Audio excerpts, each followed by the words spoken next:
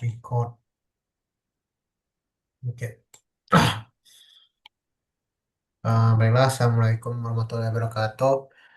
Kami di sini ingin menampilkan hasil tugas akhir kami dengan studi kasus SKK Migas guna menyelesaikan mata kuliah Jaminan Keamanan dan Sistem Informasi.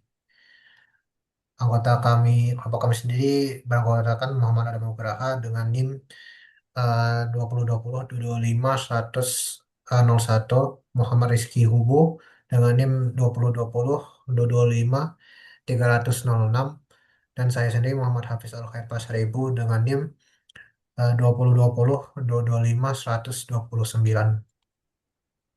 Yang pertama adalah tentang pentingnya jaminan keamanan informasi. Jaminan keamanan informasi memiliki peran penting dalam menjaga keberlangsungan sistem informasi organisasi karena berfungsi untuk memastikan bahwa data dan layanan digital tetap aman, dapat dipercaya, dan digunakan sesuai dengan hak akses yang berlaku.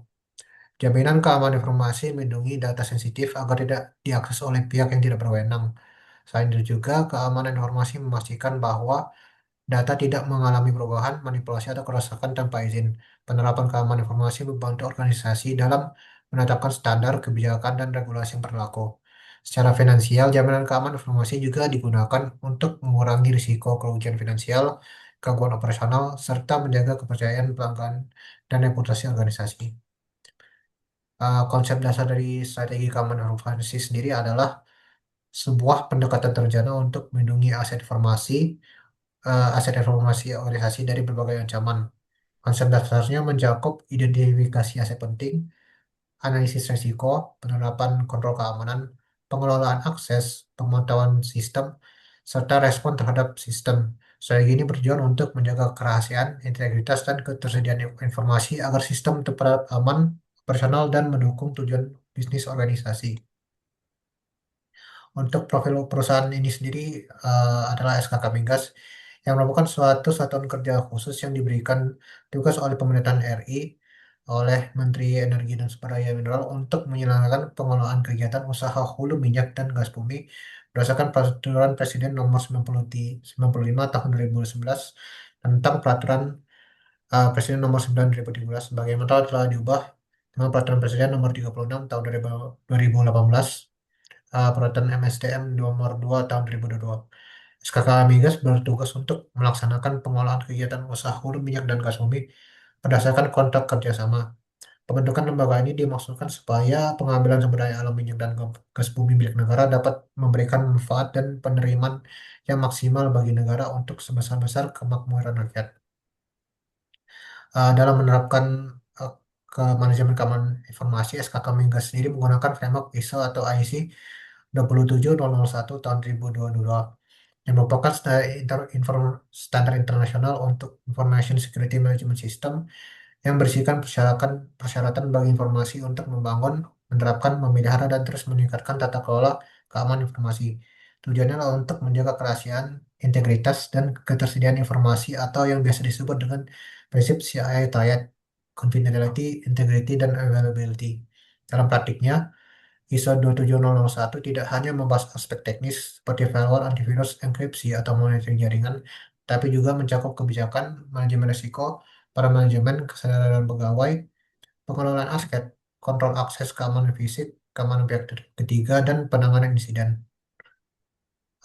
Strategi keamanan informasi yang diterapkan oleh perkataan SKK Migas ini mencakup tata kelola kebijakan dan kebijakan keamanan informasi, manajemen risiko informasi, pengendalian akses, keamanan sumber daya manusia, keamanan fisik kantor, keamanan teknologi, manajemen insiden, keamanan informasi, dan audit dan perbaikan berkelanjutan.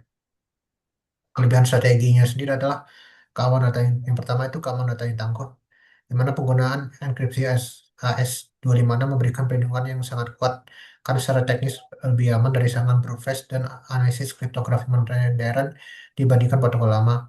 Yang kedua adalah perlindungan berlapis dengan 2FA, di mana penerapan autentikasi dua faktor secara signifikan mempersulit penyerang untuk mengakses sistem. Yang ketiga adalah deteksi proaktif berbasis AI, di mana penggunaan kecerdasan buatan untuk melakukan pemantauan real time memungkinkan identifikasi ancaman yang 70% lebih cepat. Yang ketiga adalah memitigasi ancaman internal, di mana strategi Role Based Access Control atau RBAC secara aktif membatasi hak akses staf sesuai tugasnya. Yang ketiga adalah efektivitas tinggi, di mana fasilitas yang menerapkan strategi komprehensif ini atau fasilitas A terbukti memiliki tingkat keberhasilan mitigasi mencapai 95% dengan waktu respons yang sangat cepat, yaitu 10 menit. Kekurangan dari strateginya sendiri adalah kerenan terhadap faktor manusia. Jadi, meskipun teknologi yang sudah cukup cukup canggih, sistem tetap memiliki titik lemah terhadap serangan phishing atau spear phishing yang menargetkan kelalaian staff. Ada juga kesenjangan implementasi di mana terdapat risiko besar jika terjadi kebijakan hanya di atas kertas tapi tidak diterapkan secara konsisten. Lalu ada keterbatasan sumber daya di mana strategi ini membutuhkan biaya besar dan staf spesialis keamanan cyber. Yang terakhir adalah risiko teknologi usang di mana masih ada ketergantungan pada teknologi lama seperti enkripsi DS yang sangat mudah ditembus oleh komputasi modern karena hanya memiliki panjang kunci di 56 bit. Selanjutnya akan dilanjutkan oleh rekan saya. Oke, selanjutnya teknologi. Sistem utama ada sistem kendali jarak jauh. Jadi seluruh fasilitas menggunakan sistem kendali jarak jauh berbasis jaringan elektronik yang terkoneksi dengan berbagai sistem digital untuk mengelola operasional secara efisien. Kedua ada IoT. Teknologi ini digunakan dalam infrastruktur kritis dan memerlukan strategi manajemen yang dinamis untuk menghadapi ancaman siber yang berkembang. Kedua ada teknologi keamanan dan enkripsi. Teknologi ini bervariasi antara fasilitas, ada A, B, dan C. Yang pertama ada algoritma enkripsi, digunakan untuk melindungi data transmisi. Jenis yang digunakan meliputi AES-256 untuk fasilitas A, AES-128 untuk fasilitas B, dan DES untuk fasilitas C. Kriptografi hibridia. Jadi penggunaan metode hibridia ini menggabungkan algoritma Vigenère dan RC4 untuk meningkatkan keamanan ruang kunci. Algoritma manajemen kunci, penggunaan dynamic key exchange algorithm dan adaptive threat mitigation algorithm untuk manajemen kunci dinamis. Selanjutnya, teknologi autentikasi dan kontrol akses. Autentifikasi dua aktor diterapkan di fasilitas A melalui pengiriman kode via SMS atau aplikasi autentikator sebagai lapisan perlindungan ekstra. Role-based access control ini adalah strategi kontrol akses yang berbasis peran untuk membatasi hak akses pengguna hanya pada informasi yang relevan dan tugas mereka sendiri. Fitur biometrik dan blockchain. Ini disebutkan sebagai teknologi yang dapat diintegrasikan dalam skema enkripsi untuk meningkatkan keamanan aplikasi penginderaan jauh. Keempat, ada teknologi pemantauan dan perlindungan jaringan. AI untuk deteksi intrusi. Fasilitas A dan fasilitas B menggunakan AI untuk memantau secara real-time yang mampu mendeteksi anomali perilaku dan pola serangan yang kompleks. Firewall dan CDN. Ini digunakan terutama oleh fasilitas A dan B untuk memitigasi serangan DDoS dan menyaring lalu lintas jaringan. Dan terakhir ada sistem pemantauan manual. Masih digunakan oleh fasilitas C, yang mana ini melibatkan pemeriksaan log sistem secara aktif oleh petugas keamanan. Selanjutnya jenis ancaman. Organizational posture mengharuskan organisasi tidak hanya mengidentifikasi ancaman, tetapi juga melakukan risk assessment terstruktur yang mencakup klasifikasi aset kritis dan penilaian dampak bisnis per jenis ancaman, penetapan risk appetite, yaitu seberapa besar sih risiko yang dapat diterima organisasi, dan supply chain risk, yaitu ancaman dari vendor pihak ketiga yang tidak disinggung. Selanjutnya, ancaman yang dihadapi, ada ancaman eksternal. Jadi serangan DDoS ini bertujuan untuk mengganggu operasional sistem kendali jarak jauh dengan membanjiri lalu lintas jaringan, yang dapat menyebabkan downtime atau penghentian layar pada fasilitas yang vital. Yang kedua ada serangan phishing dan pencurian kredensial. Ini upaya untuk mengelabui staf atau teknisi agar mengungkapkan informasi sensitif seperti kata sandi. Dan ketiga ada serangan zero day, serangan yang mengeksploitasi celah keamanan pada perangkat lunak atau firmware yang belum diketahui oleh pengembang dan belum memiliki tambalan atau patch keamanan. Dan selanjutnya ada malware dan ransomware, yaitu berupa program jahat yang dapat merusak sistem kendali dan berakibat fatal pada kestabilan infrastruktur. Selanjutnya,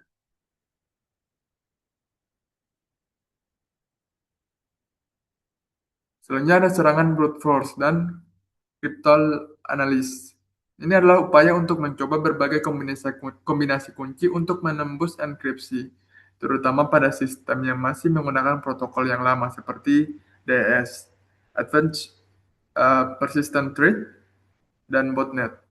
Ini merupakan serangan tersembunyi yang dilakukan secara bertahap dalam jangka waktu yang lama untuk menyusup ke dalam sistem tanpa terdeteksi. Serangan MITM atau Man in the Middle.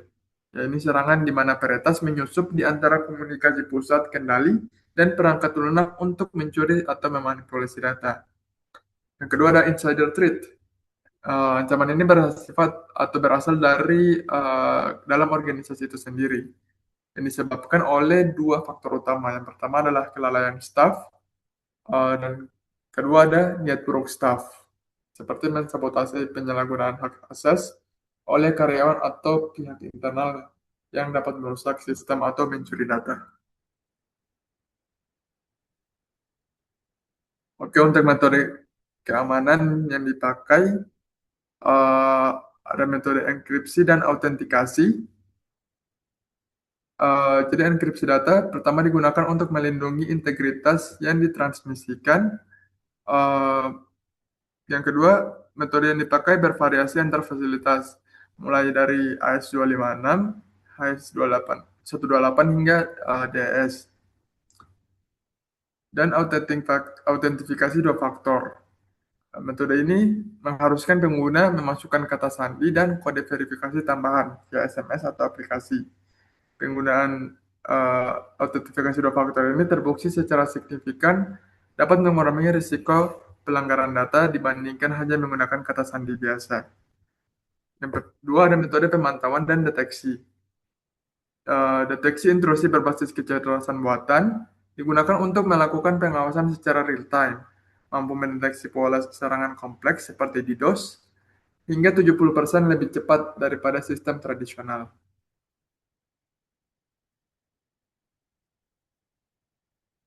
Selanjutnya ada pemantauan manual. Digunakan pada fasilitas yang memiliki teknologi yang rendah, di mana petugas secara aktif memeriksa log sistem dan laporan aktivitas jaringan. Yang ketiga ada metode kontrol akses dan mitigasi jaringan. Role-based access control merupakan metode pembatasan hak akses di mana staf hanya bisa mengakses yang sesuai dengan peran atau tugas spesifik mereka untuk mencegah ancaman internal. Mitigasi DDoS. Ini menggunakan kombinasi firewall canggih dan CDN untuk menyaring lalu lintas jaringan dan mencegah penghentian layanan akibat serangan beban yang tinggi. Yang keempat, ada metode prosedural dan pemeliharaan.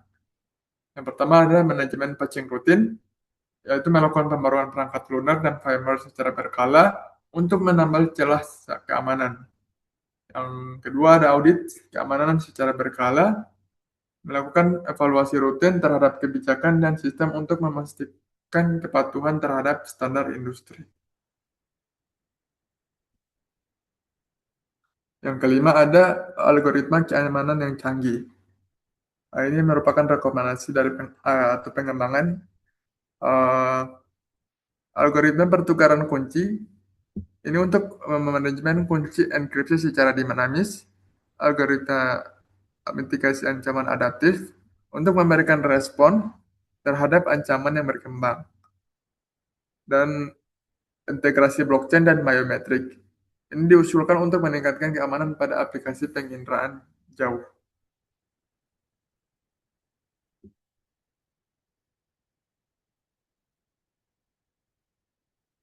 Selanjutnya ada prosedur mitigasi. Organizational posture mensyaratkan ERP atau Incident Response Plan yang melibatkan seluruh lapisan organisasi, bukan hanya tim IT. Tahap ERP antara lain ada deteksi, yaitu standar deteksi serahkan di semua fasilitas, eskalasi, yaitu alur yang jelas dan tertulis tentang apa dan siapa yang harus dihubungi dalam urutan apa dan seberapa cepat. Komunikasi, template komunikasi ke manajemen, regulator, dan publik jika diperlukan. Containment, yaitu langkah mengisolasi atau memisahkan bagian sistem yang terinfeksi agar serangan sistem menyebar ke bagian lain. Pemulihan, organisasi harus mempunyai dokumen BCP atau Business Continuity Plan dan RTO, Recovery Time Objective. Dan ada post incident review. Jadi analisis akar masalah itu harus dianalisis dan dilakukan pembaruan kebijakan berdasarkan lesson learned. Penggunaan algoritma adaptif. Jadi penggunaan algoritma mitigasi ancaman adaptif atau ATMA dirancang untuk memberikan respon otomatis dan adaptif terhadap ancaman siber yang terus berkembang. Mitigasi serangan DDoS. Untuk menghadapi serangan DDoS, fasilitas menggunakan kombinasi firewall canggih dan CDN guna menyaring lalu lintas jaringan dan mencegah terjadinya downtime. Manajemen pembaruan atau patching. Fasilitas yang aman memiliki prosedur yang rutin untuk menguji dan mengevaluasi pembaruan perangkat lunak serta firmware sebelum diterapkan secara luas guna menutup celah zero day. Enkripsi yang kuat. Penerapan protokol AES-256 menjadi metode mitigasi utama untuk mencegah akses tidak sah terhadap data transmisi yang sensitif.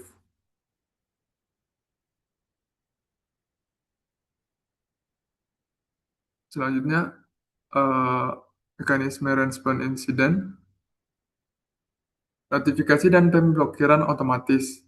Pada fasilitas yang menggunakan sistem berbasis kecerdasan buatan, ketika pola serangan seperti brute force terdeteksi, sistem akan mengirim notifikasi otomatis ke tim keamanan dan melakukan pemblokiran alamat IP uh, mencurigakan secara instan. Terus respon proaktif dan reaktif. Fasilitas A dan B menggunakan AI untuk identifikasi dan mitigasi proaktif yang mempercepat respon hingga 70% dibanding sistem tradisional. Sebaliknya, fasilitas C masih mengandalkan respon manual yang lebih lambat dan bersifat reaktif. Durasi respon, eh, efektivitas respon diukur melalui waktu penanganan insiden. Fasilitas A memiliki durasi respon tercepat, yaitu rata-rata 10 menit. Sementara fasilitas C membutuhkan waktu yang lebih lama, hingga 25 menit. Oke, berikutnya akan saya lanjutkan. Insiden yang pernah terjadi mengalami 12 percobaan serangan yang merupakan jumlah tertinggi di antara fasilitas lainnya, namun berhasil dimitigasi dengan durasi respon rata-rata 10 menit. Ancaman yang berhasil dideteksi selain insiden di atas, sistem pada fasilitas tersebut juga mendeteksi berbagai jenis upaya serangan lainnya, seperti DDoS, Distributed Denial of Service, Spear phishing, upaya eksploitasi zero day, serta ancaman dari insider pihak internal. Strategi organisasi sendiri, ada keamanan bukan hanya soal alat, tapi adalah kerangka berpikir keamanan yang terdiri dari 3 pilar saling bergantung, dan inilah mengapa ketiganya harus berjalan bersama di lingkungan Kementerian SDM. Mengapa alat saja tidak cukup? Kementerian SDM mengelola infrastruktur kritis nasional dari data cadangan energi, perizinan tambang, hingga sistem SCADA pembangkit listrik. Banyak organisasi terjebak dalam pola beli alat keamanan mahal lalu merasa sudah aman. Padahal firewall tercanggih tidak berguna jika pegawai mudah terpancing email phishing. Sistem enkripsi terbaik tidak berdaya jika tidak ada kebijakan siapa yang boleh mengakses data apa. SIEM seharga miliaran tidak optimal jika tim IT tidak terlatih membaca dan merespon alertnya. 3 pilar dari OP dalam konteks SDM. Yang pertama, infrastruktur adalah teknologi seperti firewall, enkripsi, monitoring jaringan, dan sistem backup. Ini adalah fondasi yang perlu ada, tapi hanya sekitar 30% dari keseluruhan strategi.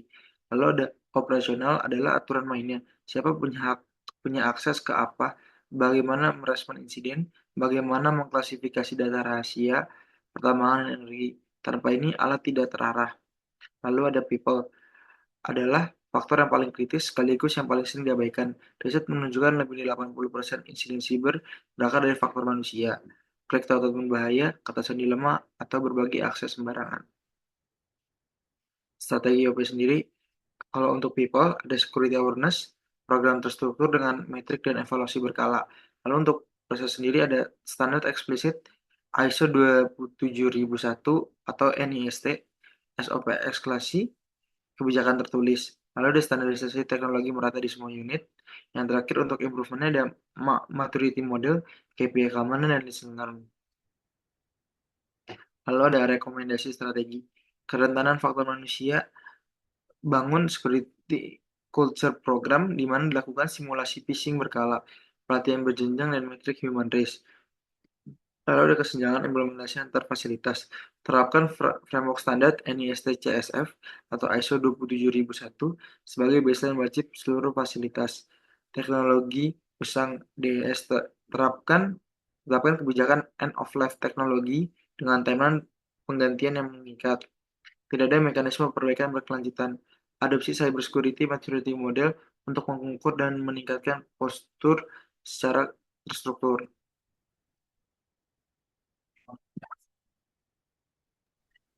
Baiklah, di sini kita memiliki topologi awal SKK Migas. Di sini kita diberikan gambaran secara umum ya, tidak secara mendalam dari dokumen ini. Dia menggunakan desain atau blueprint yang sama dari Cisco Academy, di mana ada server room, collapse LAN code, dan non access. Di mana server room terdiri dari firewall dan server serta switch. Di collapse LAN core terdiri dari dua switch dan wireless LAN controller serta one router. Dan ada LAN access yang merupakan tempat uh, perangkat endpoint mengakses jaringan. Di sini kita memiliki topologi yang telah dibuat, yang telah dibagi menjadi tiga, yaitu room server atau data center, ada network dan perimeter atau MDF room, serta ada area akses LAN dan kerja. Room server ini terdiri dari server-server seperti database, app, dan DNS DHCP. Network dan perimeter ini terdiri dari server yang menghubungkan jaringan ke internet, serta router-router yang saling menghubungkan. Lalu di area akses LAN dan kerja ini memiliki device-device endpoint uh, yang mengakses jaringan. Selanjutnya untuk konfigurasi VLAN-nya sendiri terdiri dari yang pertama ada VLAN 10, yaitu manajemen switch dan router. Ada VLAN 20 untuk VLAN untuk staff.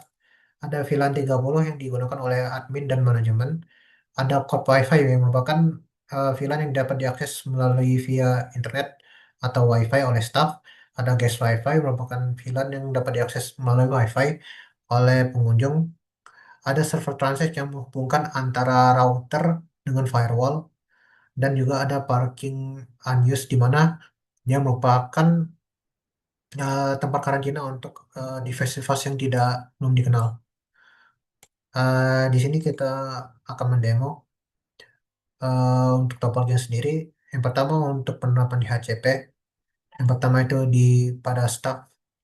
Di sini kita bisa melihat untuk di HCP telah di-assign di mana dia akan masuk ke default gateway 20, di mana untuk staff. Lalu untuk admin dia akan mengakses untuk VLAN 30 untuk admin. Lalu ada untuk core laptop, dia akan mengakses VLAN 40 untuk akses point via IP Corp atau WiFi. Lalu ada untuk IP guest. Di sini dia akan mengakses DHCP 50 sesuai dengan akses point IP guest ini. Lalu untuk laptop unknown, tidak memiliki kredensial dalam ini, di mana dia bukan device staff ataupun guest, dia tidak akan mendapatkan gateway ataupun IP4 address. Selanjutnya dapat dilanjutkan oleh rekan saya.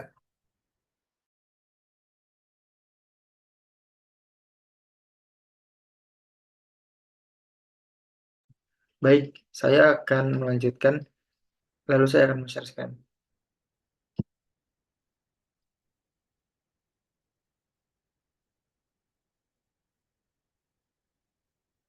Oke, langkah berikutnya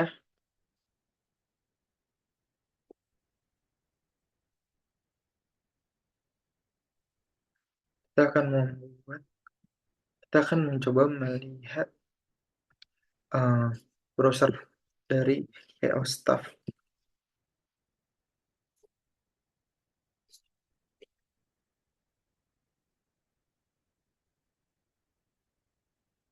Oke, untuk URL-nya sendiri,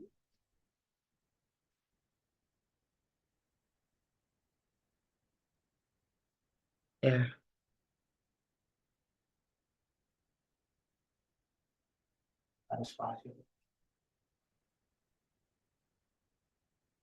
oke, sudah terbuka untuk di PO Staff. Selanjutnya, kita akan membuka di Core Laptop.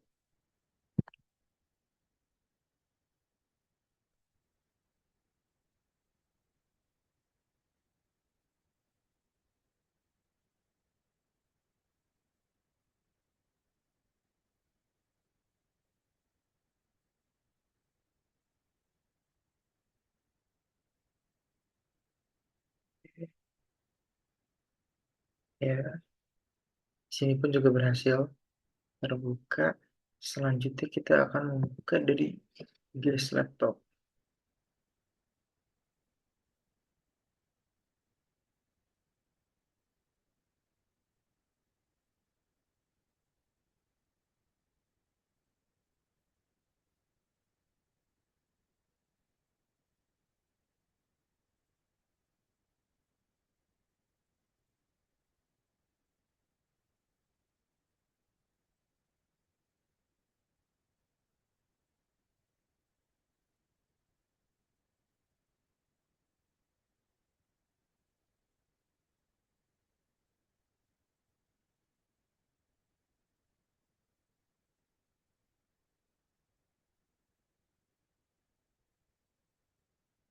Ya, bisa terlihat di sini untuk dari Guest Laptop sendiri, dia tidak akan bisa diakses karena dari DB-nya sendiri sudah tidak boleh diberikan akses request timeout. Kita akan mencoba menggunakan lagi.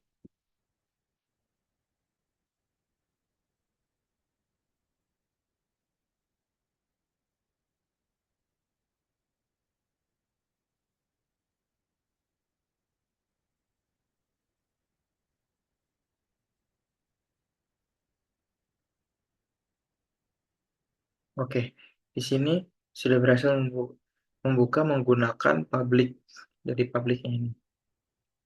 Oke, berikutnya kita akan buka admin PC. Lalu kita akan mencoba login.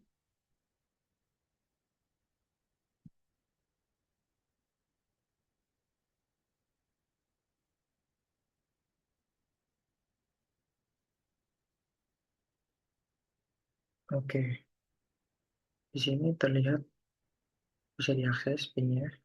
Lalu berikutnya start.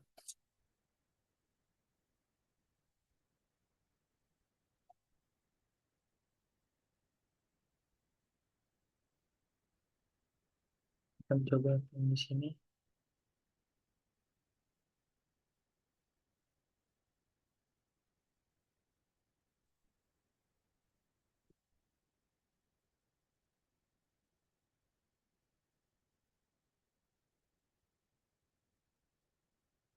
Ya, ini PIN-nya pun tidak bisa di loss 100%.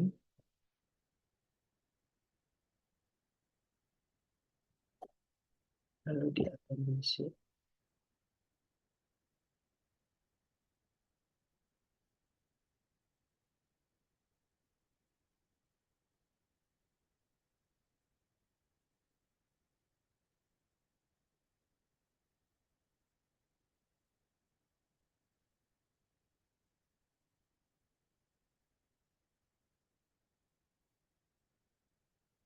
Oke, dia sudah bisa masuk.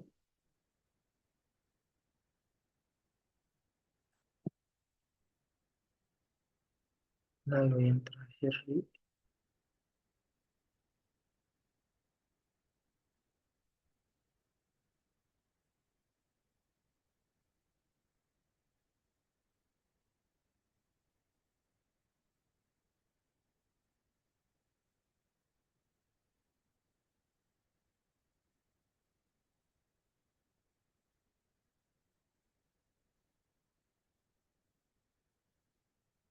Indonesia Time.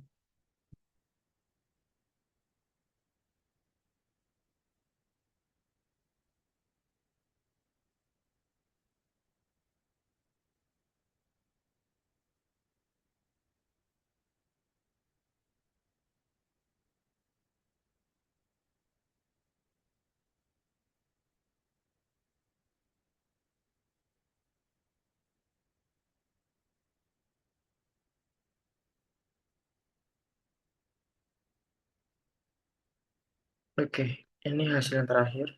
Dia gagal akses karena hanya VLAN admin yang bisa mengaksesnya. Oke, mungkin sekian presentasi yang kami lakukan. Kurang lebih ya mohon maaf. Wassalamualaikum warahmatullahi wabarakatuh.